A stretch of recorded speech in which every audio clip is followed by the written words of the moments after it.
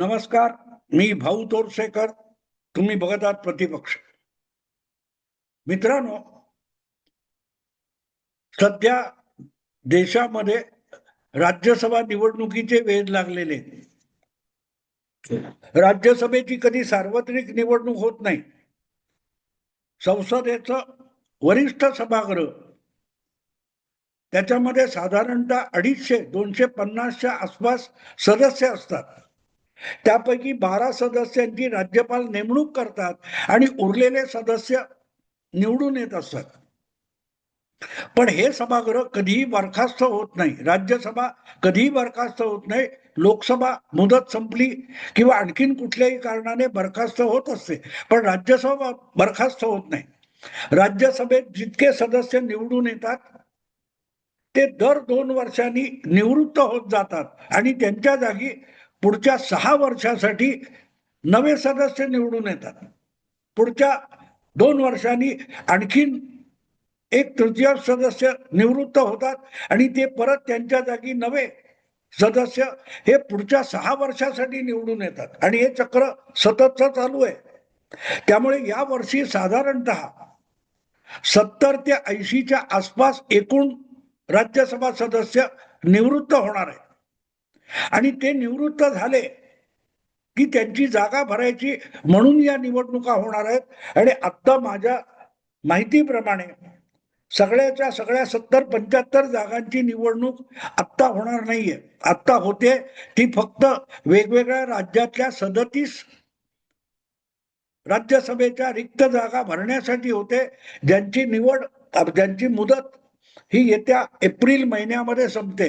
3 किंवा 4 एप्रिल वगैरे अशी काहीतरी मुदत संपते किंवा त्याच्या आसपास प्रत्येकाच्या तारखा थोड्या वेगळ्या असू शकतील.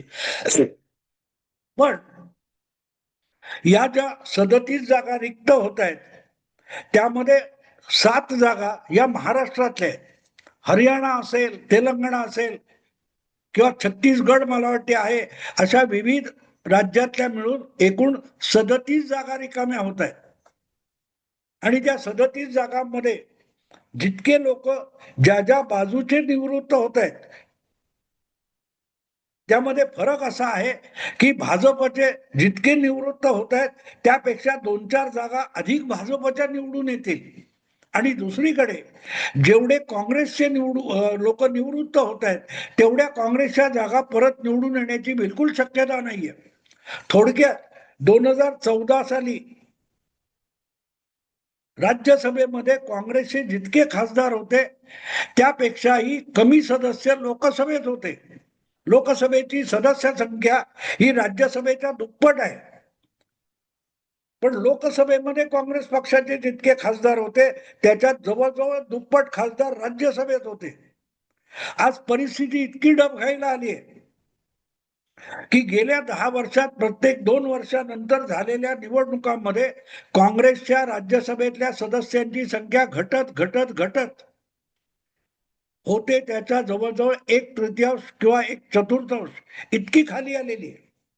आणि कदाचित यावेळच्या राज्यसभा निवडणुकीमध्ये थोडी जरी गडबड झाली तरीही राज्यसभेमध्ये अधिकृत विरोधी पक्ष म्हणून काँग्रेसला मान्यता गमावण्याची पाळी येईल. तुम्हाला माहिती आहे, महाराष्ट्राच्या विधानसभेत आणि विधान परिषदेमध्ये कुठच्याही पक्षाकडे एकूण सदस्यांच्या 10% आमदार नसल्यामुळे दोन्हीकडे आज विरोधी नेता नाहीये. विधानसभा किंवा विधान परिषद 14 आणि 19 नंतर जी लोकसभा निवडली गेली होती त्या दोनही लोकसभांमध्ये कुठल्याही एका पक्षाकडे 55 खासदार नसल्यामुळे दोन्ही लोकसभांमध्ये विरोधी नेता नव्हता. यावेळेला काँग्रेसचे 99 खासदार झाल्यामुळे काँग्रेसला विरोधी नेतेपद मिळालेलं आहे, अधिकृतरित्या विरोधी पक्ष म्हणून मान्यता मिळालेली आहे. पण या सगळ्या कालखंडामध्ये 2014, 2019 आणि 2024 या लोकसभा निवडणुका झाल्यानंतर सुद्धा राज्यसभेतलं विरोधी नेतेपद हे काँग्रेसकडे हमखास राहिलेलं आहे. कारण राज्यसभेच्या एकूण सदस्यांपैकी 10% जागी काँग्रेसचे उमेदवार काँग्रेसचे खासदार होते. आता खरगे जे राज्यसभेतले काँग्रेसचे नेते आणि सभागृहातील विरोधी नेते आहेत, त्यांच्या खात्यावर 27 खासदार आहेत आणि त्या 27 खासदारांपैकी जी संख्या परत रद्द होणार आहे किंवा ज्यांची मुदत संपली आणि निवडून येणार, या संख्येमध्ये अवघी 3 जागांची घट झाली. म्हणजे ती संख्या 25च्या खाली आणि 24च्या अलीकडे आली. तर काँग्रेसला राज्यसभेतलं विरोधी नेतेपद गमवावं लागेल. हे मी मुद्दाम तुम्हाला समजावून सांगतोय. पण असो, हा विषय वेगळा आहे. या 37 जागा रिकाम्या होत आहेत आणि त्यासाठी निवडणूक होणार आहे. त्यापैकी 7 जागा महाराष्ट्रात आहे. 2022 आणि 2024 अशा मागल्या 2 आणि 4 वर्षापूर्वी महाराष्ट्रात ज्या राज्यसभा निवडणुका झाल्या त्यामध्ये मला वाटतं 6 राज्यसभा जागांसाठी निवडणूक झाली होती. कारण 6 सदस्य निवृत्त झाले होते. या वेळेला एक सदस्य संख्या जास्त आहे.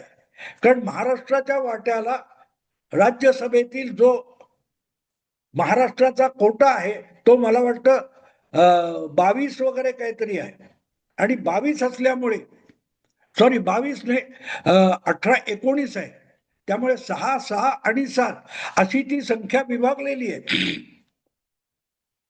त्यामुळे महाराष्ट्रातून ज्या 7 सदस्यांची निवडणूक व्हायची आहे त्यामध्ये सत्ताधारी महायुतीला सहजगत्या आपल्या 6 जागा निवडून आणणं शक्य आहे. तर 50 पेक्षाही कमी एकत्रित संख्या असलेल्या महाविकास आघाडीला फक्त 1 सदस्य निवडून आणता येईल. आणि त्यासाठी शरद पवार गट, काँग्रेस आणि उबाठा या 3 पक्षांमध्ये सध्या कमालीची हाणामारी चालू आहे. या क्षणी 2 उमेदवार फिक्स झालेले आहेत आणि ते महायुतीचे आहेत, महाविकास आघाडीचे नाहीत. एक म्हणजे अजितदादा यांचे सुपुत्र पार्थ पवार यांना राज्यसभेवर पाठवायचा निर्णय अजितदादा गटाच्या राष्ट्रवादी पक्षाने घेतलेला आहे. त्याच्यावर पक्षाच्या बैठकीमध्ये शिक्कामोर्तब करण्यात आलं आणि त्याची अधिकृत घोषणा सुद्धा करण्यात आलेली. दुसरीकडे अजूनही एकनाथ शिंदे यांच्या अधिकृत शिवसेनेचा राज्यसभेचा एक उमेदवार नक्की निवडून येईल त्यासाठीचा उमेदवार ठरलेला नाही. आणि भाजपचे साधारणतः 3.5 हक्काचे आहेत आणि त्यामुळे त्यांचे 4 निवडून येतील ही अपेक्षा आहे. पण 4 उमेदवार भाजपने अजूनही घोषित केलेले नसले तरी 4 पैकी एक उमेदवार भाजपच्या नावावर आधीपासून चर्चा होत असताना सुद्धा निश्चित मानला जातोय. त्याचं नाव आहे रिपब्लिकन पार्टी ऑफ इंडिया या पक्षाचे नेते आणि केंद्रीय मंत्री रामदास आठवले. हा महाराष्ट्राच्या राजकारणातला गेल्या 12 वर्षातला एक अजुबा आहे. अजुबा एवढ्यासाठी, आश्चर्य एवढ्यासाठी की रामदास आठवले यांच्या पक्षाचा एकही आमदार महाराष्ट्राच्या विधानसभेत नाही आणि विधानसभेच्या आमदारांनी दिलेल्या मतावर राज्यसभेचा सदस्य निवडला जात असतो आणि म्हणूनच निवडून येणाऱ्या उमेदवाराच्या पक्षाचे 35, 36, 40 काहीतरी आमदार विधानसभेत असले पाहिजेत. पण रामदास आठवले यांच्या पक्षाचा एकही आमदार विधानसभेत नाहीये. पण भाजप त्यांना सातत्याने आपल्या आमदारांची मतं देऊन राज्यसभेवर निवडून आणतो आणि ते निवडून आले की केंद्रामध्ये नरेंद्र मोदी त्यांना मंत्री करत असतात. आता भाजप अजून आपले उमेदवार ठरवू शकलेला नाही. पण रामदास आठवले छाती ठोकपणे भाजपच्या कोट्यातून आपण राज्यसभेत जाणार हे सांगत असतात आणि सगळ्या चर्चांमध्ये सुद्धा रामदास आठवले भाजपच्या कोट्यामध्ये नक्की असणार हे सांगत असतात. तर हे काय चमत्कार आहे? काय चमत्कार आहे? तर त्या चमत्कारामध्ये भारतीय जनता पक्षाचं दूरगामी राजकारण करण्याचं जे तत्व आहे ते आपल्याला लक्षात घ्यावं लागतं. रामदास आठवले यांना अगदी महाराष्ट्राच्या विधानसभेत किंवा मुंबई महापालिकेसारख्या महापालिकाच्या निवडणुकांमध्ये भाजप फारशा जागा देतो असं नाही, का दुसरी जागा देत असेल.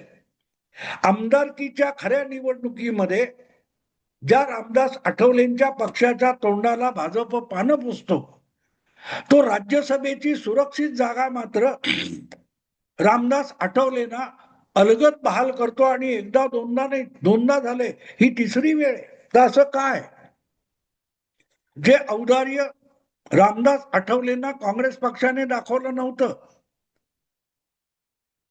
1998 मध्ये मला वाटतं 1998 मध्ये रामदास आठवले हे दादर मधून निवडून आले, मध्य मुंबईतून लोकसभेवर पवारांच्या कृपेने. मग मला वाटतं 2004 मध्ये पंढरपूर या राखीव मतदारसंघातून रामदास आठवले काँग्रेसच्या कोट्यातून किंवा काँग्रेस राष्ट्रवादीच्या कोट्यातून लोकसभेवर निवडून गेले होते.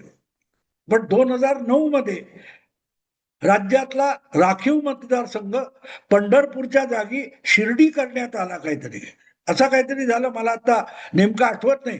पण तो शिर्डीचा झाला आणि शिर्डीला रामदास आठवले काँग्रेस सपोर्टेड होते, पण त्यांचा पराभव झाला. पण तरीही आपल्याला जे सरकारकडून मिळालेलं निवासस्थान होतं ते रामदास आठवले सोडायला तयार नव्हते. आणि त्यामुळे काँग्रेस त्यांना राज्यसभा किंवा उत्तर कुठलीही सोय संसदेत येण्यासाठी करत नव्हती. तरी हटून रामदास आठवले दिल्लीत ठाण मांडून बसले होते. शेवटी त्यांना नोटीस काढून सरकारी निवासस्थान सोडण्याची सक्ती करण्यात आली. पण रामदास आठवले टोलवाटोलवी करत राहिले. जसे अलीकडल्या काळात तुम्हाला आठवत असेल, उदित राज नावाचे दलित नेते जे 2014 ते 2019 भाजपचे खासदार होते दिल्लीतले, पण परत तिकीट दिलं नाही तर ते काँग्रेसमध्ये गेले आणि 2019 आणि 2014 लागोपाठ दोनदा पराभूत झाले. पण गेली 7 वर्ष सरकारी निवासस्थान मिळालं ते उदित राज यांनी सोडलं नव्हतं. अखेरीस त्यांचं सामान उचलून रस्त्यावर आणून फेकून देण्यात आलं. हाच अनुभव 2009 नंतर रामदास आठवले यांच्या वाट्याला आला होता. पण एक गोष्ट आहे, काँग्रेसने कधीही त्यांना राज्यसभा किंवा सोयीची जागा दिलेली नसली निवडणुकीत, तरी भाजप मात्र त्यांना लोकसभा राज्यसभेची कुठलीही जागा सोडत नसला, विधान परिषदेची, तरी राज्यसभेची जागा मात्र अलगद आणि हक्काने रामदास आठवलेंना दिली जाते. आणि म्हणूनच रामदास आठवले यांच्यामध्ये अशी काय दिव्य शक्ती आहे की त्यांना भाजपने अगदी मांडीवर दत्तक घेतल्यासारखं टिकवलेलं आहे. तर त्याचं कारण लक्षात घ्या मित्र. रामदास आठवले यांच्याकडे पक्षाची मजबूत संघटना नाही. त्यांना समजा मुंबईच्या 10-12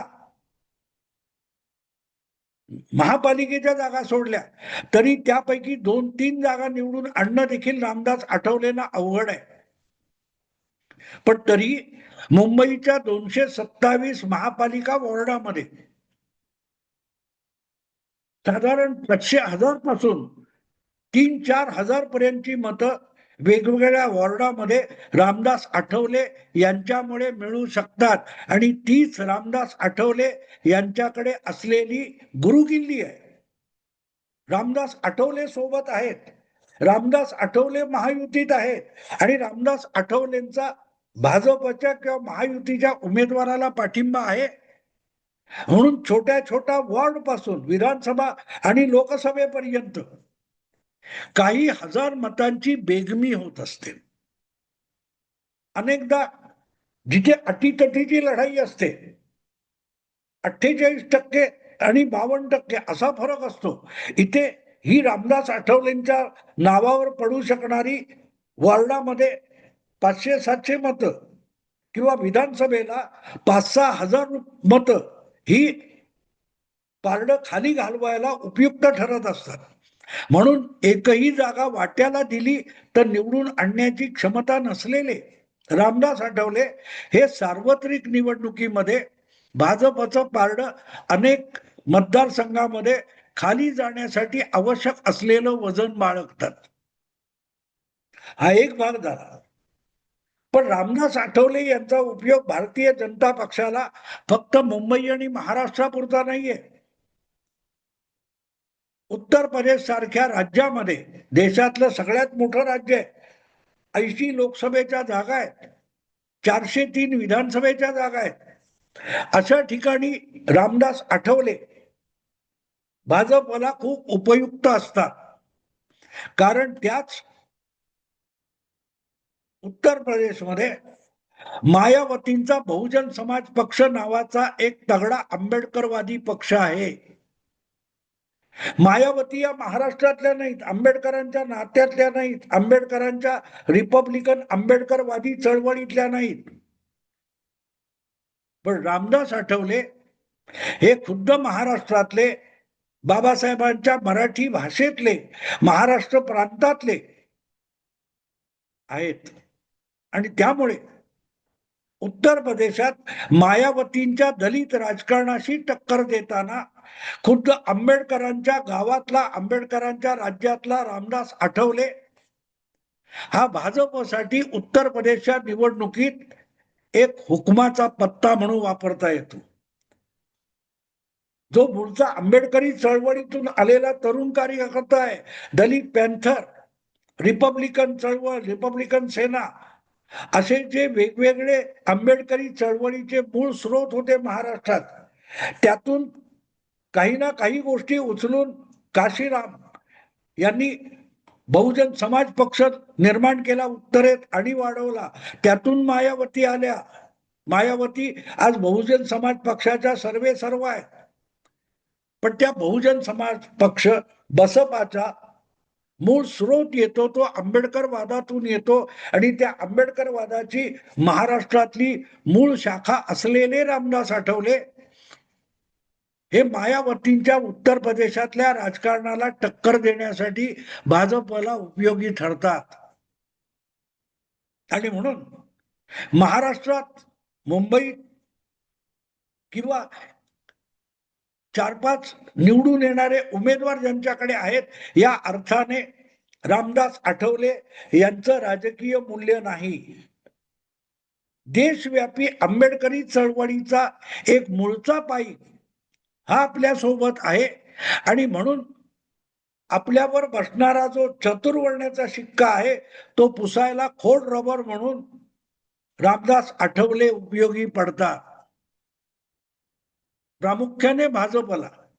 कारण भाजपवर जो ब्राह्मणवादाचा, शेठजी भटजींचा पक्ष असा कायम शिक्का मारला जातो, तो शिक्का खोडण्यासाठी रामदास आठवले हा महत्वाचा घटक ठरतो.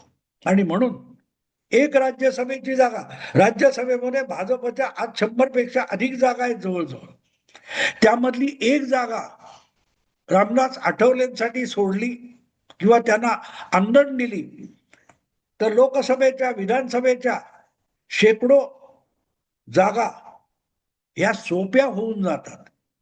रामदास आठवले आणि त्यांना भाजपात घेतलेलं नाही, त्यांचा रिपब्लिकन पार्टी ऑफ इंडिया हा वेगळा पक्ष ठेवून तो एनडीए मध्ये सहभागी करून घेण्यात आलेला आहे.